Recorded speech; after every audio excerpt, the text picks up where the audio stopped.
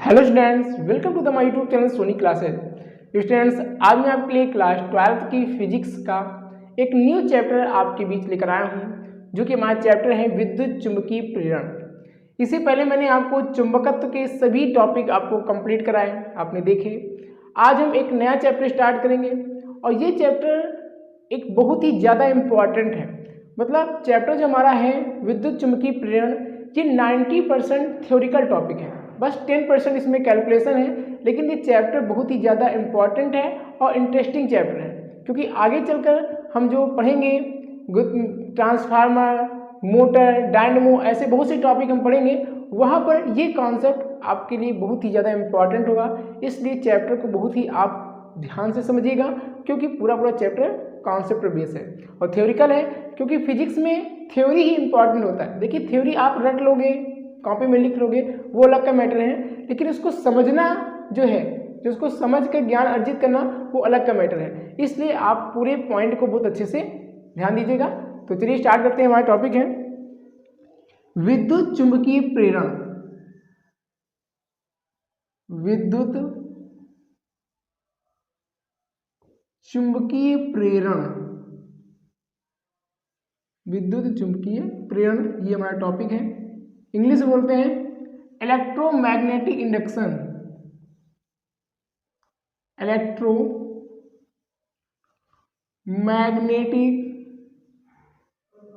Electromagnetic induction,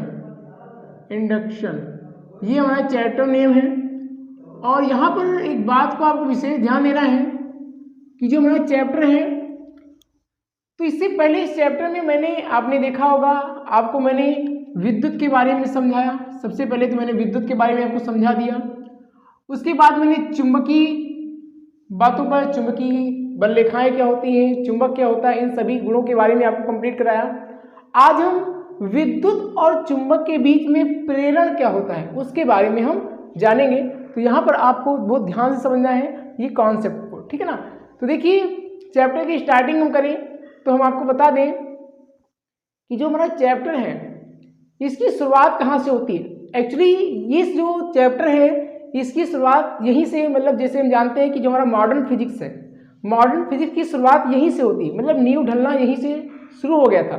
जैसे हम जानते हैं कि हमारी जो फिजिक्स है वो दो भागों में बांटी गई है, classical physics and modern physics, यानी चिर संबद्ध भौतिकी और आधुनिक भौतिकी। ये हम लोग जानते हैं कि हमारा जो फिजिक्स है वो दो भागों में विभाजित है। 1905 के बाद की जो फिजिक्स है उसको हम आधुनिक फिजिक्स कहते हैं, यानी मॉडर्न फिजिक्स कहते हैं। तो यहाँ पर आपको पता होगा कि जो आधुनिक फिजिक्स के जो जनक हैं, यानी मॉडर्न फिजिक्स के जो जनक हैं, वो अल्बर्ट आइंस्टीन हैं। आखिर अल्बर्ट आइंस्टीन को आधुनिक भौतिकी का पिता क्यों कहा गया, उसका एक रीजन है, एक फैक्ट है। उस फैक्ट को हम आपको समझाते हैं कि 1905 के पहले की जो फिजिक्स है, वहाँ पे एक ऐसी घटना घटित हुई कि 1905 के पहले जितने भी आविष्कार हुए, उसके बाद साइंटिस्ट जो भी आविष्कार कर रहे थे वो सभी में फेल हो जाते, मतलब सभी चीज़ों में जो भी प्रयोग करते सभी में असफल हो जाते। मतलब एक ऐसा समय आया कि साइंटिस्टों ने हार मान ली और कहा कि अब फिजिक्स में कोई भी आविष्कार नहीं हो सकता है। वहीं पर अल्बर्ट आइंस्टीन ने एक ऐसा आविष्कार करके दिखाया कि लोगों की आंखें खोल दी। मतलब जहाँ पे सभी लोग कह रहे थे कि फिजिक्स में कोई भी आविष्कार नहीं हो सकता है, वहीं पर अल्बर्ट आइंस्टीन ने एक आविष्कार करके दिखाया। वो आविष्कार था प्रकाश विद्युत प्रभाव, और वहीं से फिजिक्स को दो भागों में बांटना पड़ गया, जिसका नाम है चिर संबद्ध भौतिकी और आधुनिक भौतिकी। मतलब 1905 के बाद की जो फिजिक्स है उसको मॉडर्न फिजिक्स कहते हैं। इसीलिए अल्बर्ट आइंस्टीन को father of the modern physics, यानी अल्बर्ट आइंस्टीन को हम आधुनिक भौतिकी का पिता कहते हैं, ठीक है ना। Albert Einstein is the father of modern physics, इसीलिए अल्बर्ट आइंस्टीन को आधुनिक भौतिकी का पिता कहा जाता है। लेकिन एक खुशी की बात यह है कि जब अल्बर्ट आइंस्टीन से पूछा गया कि आपको आधुनिक भौतिकी का पिता कहा गया है, आप इसके बारे में कुछ कहना चाहेंगे, तो अल्बर्ट आइंस्टीन ने जो कहा वो सुनने लायक है। अल्बर्ट आइंस्टीन ने कहा कि आप मुझे आधुनिक भौतिकी का पिता कह तो रहे हैं, लेकिन एक्चुअली इसके हकदार हम नहीं हैं, इसके हकदार कोई दूसरा है। तो दूसरा कौन? Michael Faraday. मतलब अल्बर्ट आइंस्टीन ने अपने आप को पिता नहीं कहा। अल्बर्ट आइंस्टीन के अकॉर्डिंग आधुनिक भौतिकी के पिता कौन है? Michael Faraday. जब उनसे पूछा गया तो उन्होंने अपना नाम नहीं बताया, कहा कि हम इसके हकदार नहीं है, इसके हकदार माइकल फैराडे हैं। आखिर अल्बर्ट आइंस्टीन ने माइकल फैराडे को क्यों कहा, उसके बारे में हम जानेंगे इस चैप्टर में। मतलब चैप्टर बहुत ही इंटरेस्टिंग है, बस आप ध्यान से समझते हुए चलेंगे, एक एक पॉइंट को मैं आपको क्लियर करूंगा।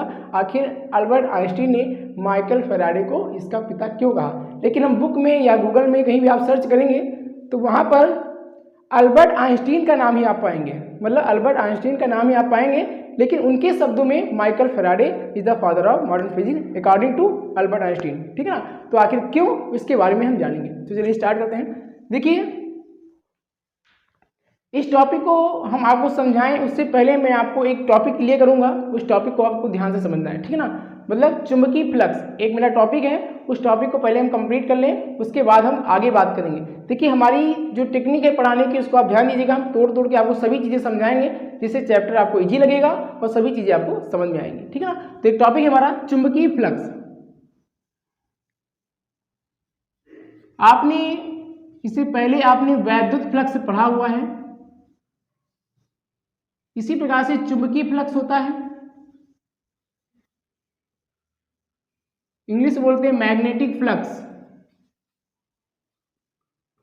Magnetic flux. देखिए चुंबकीय फ्लक्स क्या होता है, मतलब जैसे आपने वैद्युत फ्लक्स पढ़ा कि किसी वैद्युत क्षेत्र से लंबवत बाहर निकलने वाली बल रेखाओं की संख्या को वैद्युत फ्लक्स कहते हैं, वैसे ही चुंबकीय फ्लक्स है। ध्यान दीजिएगा, सपोज मेरे पास ये एक चुंबकीय क्षेत्र है, यहाँ पे मैंने एक चुंबकीय क्षेत्र बना रखा है, ये एक चुंबकीय क्षेत्र है और इस चुंबकीय क्षेत्र का जो क्षेत्रफल है वो मैंने सपोज किया ए इसका क्या है, क्षेत्रफल है। अब यहाँ पर क्या किया मैंने, ये देखिए एक मैंने यहाँ पे लंब डाला हुआ है, ये हमारा क्या है, लंब है, इसको ध्यान देना है आपको, ये क्या है, लंब है, लंब है हमारा। अब यहाँ पे इसका यदि हम परिणामी चुंबकीय क्षेत्र की तीव्रता की बात करें तो ये हमारे पास क्या है, परिणामी चुंबकीय क्षेत्र की तीव्रता है और जो इस लंब के साथ थीटा कोण बनाए हुए हैं। ध्यान देते हुए चलना, फिगर को सबसे पहले आप अच्छे से समझिए जिससे आपको टॉपिक आसान लगेगा। ठीक है ना, तो ये हमारे पास क्या है, मैंने लंब खींचा, ये लंब कुछ ऐसा है, मतलब पृष्ठ पर ये लंब ऐसा है, जैसे मेरा मार्कर दिख रहा है ना, ये लंब ऐसे खींचा गया, लेकिन अब यहाँ पे तो लाइन खींच नहीं सकते, ये 2D है इसलिए मैंने ऊपर की ओर लाइन खींचा है। ये इसकी सिचुएशन कुछ ऐसी है, जैसे मेरा मार्कर रखा हुआ है, ध्यान दीजिएगा यहाँ पे। ठीक है ना, ये क्या है, लंब है और ये है परिणामी चुंबकीय क्षेत्र की तीव्रता जो लंब के साथ क्या हुए, थीटा कोण बनाए हुए हैं। ठीक है ना, अब यहाँ पर हम यदि इसके घटक खींचे, मतलब इसके हमने दो घटक खींचे तो एक घटक हमारा ये हो जाएगा, ये क्षैतिज घटक है, एक मैंने यहाँ पे क्षैतिज घटक खींचा हुआ है और ये हमारे पास लंब है। ठीक, इस प्रकार से मैंने दो घटक खींचे हुए हैं। अब हम जानते हैं कि आपने 11वीं की फिजिक्स में पढ़ा है कि जो थीटा के पास वाला भुजा होता है, मतलब यदि इसका सदिश वियोजन करें तो आपने 11वीं की फिजिक्स में पढ़ा है कि जो थीटा के पास वाला भुजा होता है वो कॉस थीटा होता है, मतलब थीटा के पास, देखिए ये थीटा के पास वाला भुजा है तो यहाँ पे क्या होगा, कॉस थीटा, और इसका परिणामी चुंबकीय क्षेत्र की तीव्रता क्या है, बी, तो हो जाएगा बी कॉस थीटा। 11वीं की फिजिक्स में आपने पढ़ा है कि जो थीटा के पास वाला भुजा होता है उसको हम कॉस थीटा लेते हैं और जो हमारा क्षैतिज होता है इसको हम लेते हैं साइन थीटा, तो यहाँ पे बी इसका परिणामी है तो हो जाएगा बी साइन थीटा। इस प्रकार से हम इसके दो घटक ले लिए। अब यहाँ पे इसकी हम परिभाषा पर बात करें तो इसकी परिभाषा क्या होगी कि किसी, ध्यान दीजिएगा, किसी चुंबकीय क्षेत्र से, ये हमारे पास क्या है, चुंबकीय क्षेत्र है, किसी चुंबकीय क्षेत्र से लंबवत बाहर निकलने वाली बल रेखाओं की संख्या को चुंबकीय फ्लक्स कहते हैं। मतलब यहाँ पे एक स्पेशल बात ध्यान देना कि चुंबकीय फ्लक्स हम उन्हीं को कहेंगे जो अपने पृष्ठ पर लंबवत होंगी, यानी जो लंबवत निकलेंगी उन्हीं को हम क्या बोलते हैं, फ्लक्स। यानी किसी चुंबकीय क्षेत्र से लंबवत निकलने वाली बल रेखाओं की संख्या को चुंबकीय फ्लक्स कहते हैं। ठीक, अब इसके हम फार्मूले पर बात करें, इसका फार्मूला क्या होता है, तो चुंबकीय फ्लक्स को हम फाई से लिखते हैं, ये क्या है, फाई है। जैसे कि हम जानते हैं कि ये देखिए, ध्यान दीजिएगा, ये क्या है, फाई है, इसको हम चुंबकीय फ्लक्स कहेंगे। अब जैसे हम विद्युत फ्लक्स पीछे पढ़ते थे, वैद्युत फ्लक्स, तो यहाँ पे हम फाई ई लिखते थे, मतलब इलेक्ट्रिक फ्लक्स होता था, लेकिन यहाँ पे सिर्फ चुंबकीय फ्लक्स की बात की जा रही है तो इसको फाई से भी लिख सकते हैं, यहाँ फाई एम भी कह सकते हो, सफिक्स में मैग्नेटिक फ्लक्स चलता है। ठीक है ना, फाई भी चलता है। तो फाई बराबर क्या होता है, ये लंब के साथ जो बना हुआ है B cos theta, B cos theta, और जहां से चुंबकीय बल रेखाएं निकल रही हैं ए, उसका गुणा हो जाता है। अब यहाँ पे एक इंपॉर्टेंट बात यह है, कभी कभी स्टूडेंट के दिमाग में क्वेश्चन आता है कि यहाँ पे कॉस थीटा ही क्यों लिया जाता है, साइन थीटा क्यों नहीं लिया जाता, मतलब यहाँ पे साइन थीटा भी है तो हम साइन थीटा क्यों नहीं लेते, कॉस थीटा ही क्यों लेते हैं, ऐसा स्टूडेंट के दिमाग में क्वेश्चन आता है। तो मैं इसको आपको बताऊंगा कि आखिर कॉस थीटा ही क्यों लेते हैं। ठीक है ना, इसको आगे सॉल्व करें तो क्या हो जाएगा, इसको आगे से गुणा कर लें तो हो जाएगा ए बी कॉस थीटा, इसको हम आगे से आगे पीछे लिख लें। इस प्रकार से हमारा क्या जाता है, इसका फार्मूला हो जाता है इसका चुंबकीय फ्लक्स का। अब यहाँ पे एक इम्पॉर्टेंट बात ये है कि आखिर यहाँ पे हम कॉस थीटा ही क्यों लेते हैं।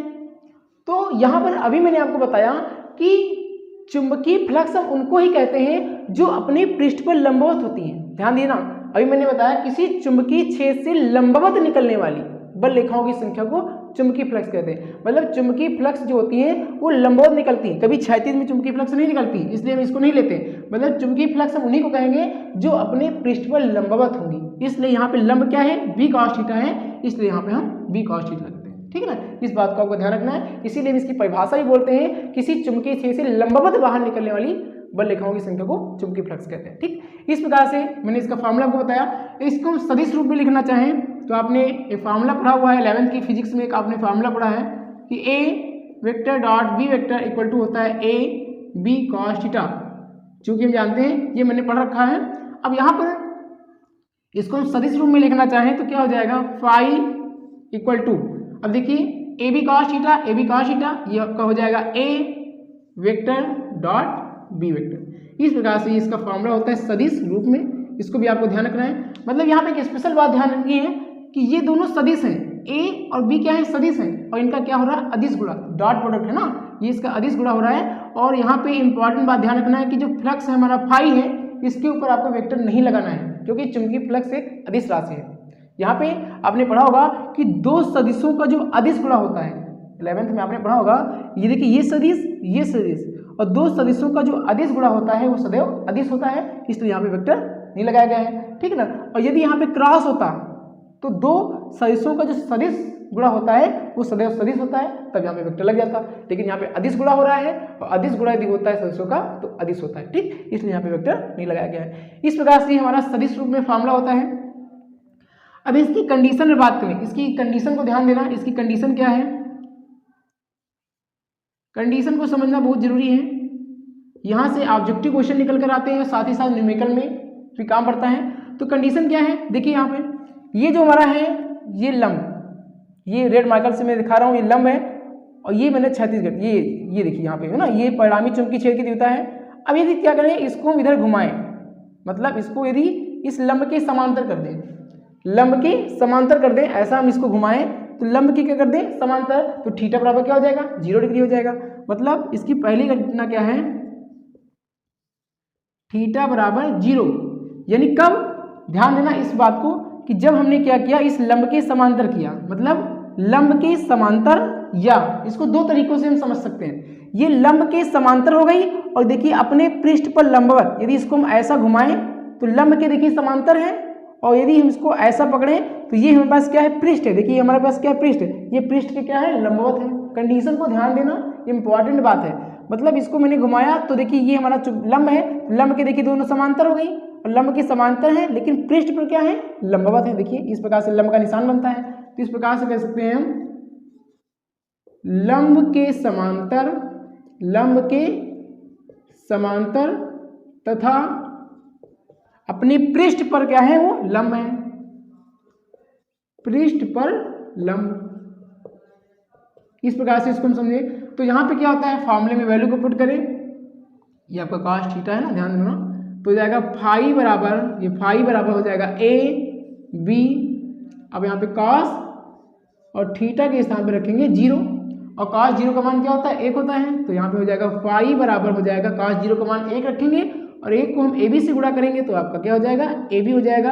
और ये इसका फ्लक्स का होता है मैक्सिमम वैल्यू, यानी अधिकतम मान होता है। इस प्रकार से हम इसका अधिकतम मान निकालते हैं। तो यहाँ पे इंपॉर्टेंट क्वेश्चन बनता है कि जो चुंबकीय फ्लक्स होता है उसका अधिकतम मान क्या होता है। ऑप्शन में आपको ए बी देखने को मिलेगा, इस प्रकार से आप ध्यान रखना।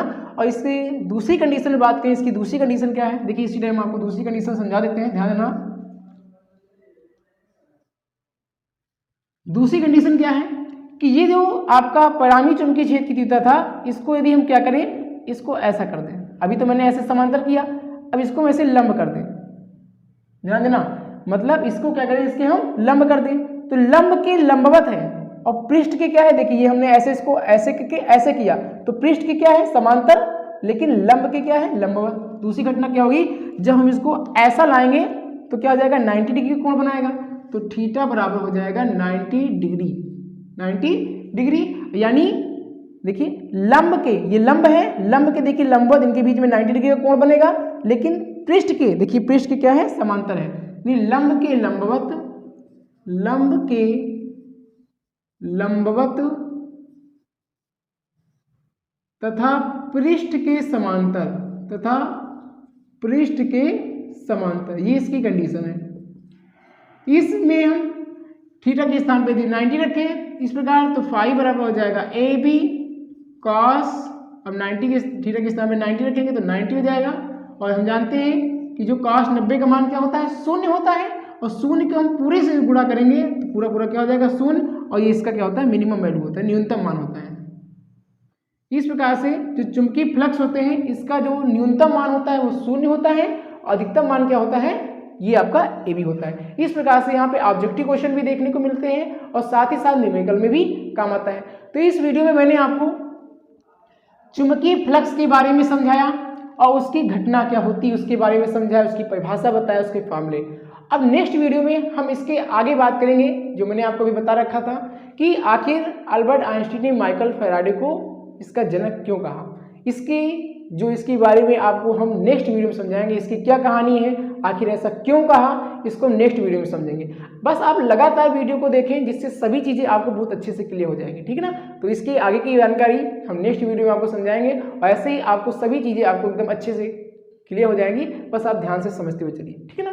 तो चलिए फिर मिलते हैं आपसे एक नेक्स्ट वीडियो में। और आप विशेष बात ध्यान रखना कि इसके आगे का टॉपिक अभी बाकी है, मतलब मैंने आपको बताया ना कि जिस प्रकार से एक सीरियल चलता है मैं उसी प्रकार से आपको समझा रहा हूँ, बस आप ध्यान देते हुए समझिए। इसके बाद की कहानी नेक्स्ट वीडियो में आप देखिएगा, आपको बहुत अच्छे से क्लियर होगा, ठीक है ना। चलिए फिर मिलते हैं नेक्स्ट वीडियो में एक नए मतलब इसी से जुड़े टॉपिक के साथ। वीडियो पसंद आई हो तो वीडियो को लाइक करें और अगर चैनल पर नए हैं तो चैनल को सब्सक्राइब जरूर करें। Thank you.